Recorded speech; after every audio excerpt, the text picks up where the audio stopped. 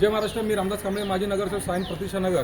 आज या ठिकाणी T38 या इमारतीमध्ये आमचे शाखा प्रमुख संजय म्हात्रे, आमचे उपशाखा प्रमुख प्रमोद महाबळे, आमचे नितीन जोशी, आमचे इथले रहिवासी सर्व या ठिकाणी सांगू इच्छितो विभागातील नागरिकांना की एक स्मार्ट मीटर काही दिवसापूर्वी अदानीच्या वतीने स्मार्ट मीटर ह्या घरोघरी लावण्याचा प्रयत्न केलेला आहे. या प्रतीक्षा नगरमध्ये कॅबिनमध्ये कोणाला न विचारता या प्रतीक्षा नगरमध्ये कॅबिनमध्ये स्मार्ट मीटर लावून गेलेले आहेत.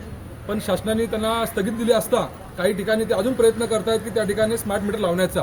आणि त्याचसोबत जिकडे स्मार्ट मीटर लावले आहेत त्या ठिकाणी कोणतेही BSTचे अधिकारी न सोबत न ठेवता, कामगार न सोबत ठेवता अदानीच्या आयडीवर हे लोक येत आहेत, त्या ठिकाणी मीटरची रिडिंग घेण्याचा प्रयत्न करतायत. परंतु अशापासून आपला धोका आहे.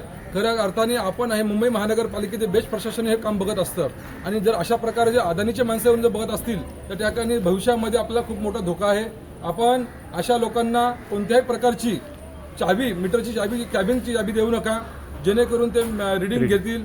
आणि खऱ्या अर्थाने आता स्मार्ट मीटरवर शासनाने मध्यंतरी स्थगित दिलेली आहे. हे कसे काय प्रकार येतात हा मोठा प्रश्न. एका ठिकाणी शासन बोलतं की आम्ही थांबवलंय आणि एका ठिकाणी यांचं काम चालू आहे. त्यामुळे मी सगळ्या सुज्ञ नागरिकांना सांगू इच्छितो की ज्या कधीही अदानीच्या आयडीचे जर लोक आले तर त्यांना कोणत्याही कॅबिनमध्ये परवानगी देऊ नका, त्या ठिकाणी त्यांना पळवून लावा. जर काय असं ऐकत नसतील तर आमच्या शाखेचे शाखा प्रमुख असतील, आमचे पदाधिकारी असतील, आमचे शिवसैनिक असतील किंवा माझ्याकडे संपर्क करा. त्वरित आम्ही त्या ठिकाणी उपस्थित राहू. धन्यवाद. जय हिंद, जय महाराष्ट्र.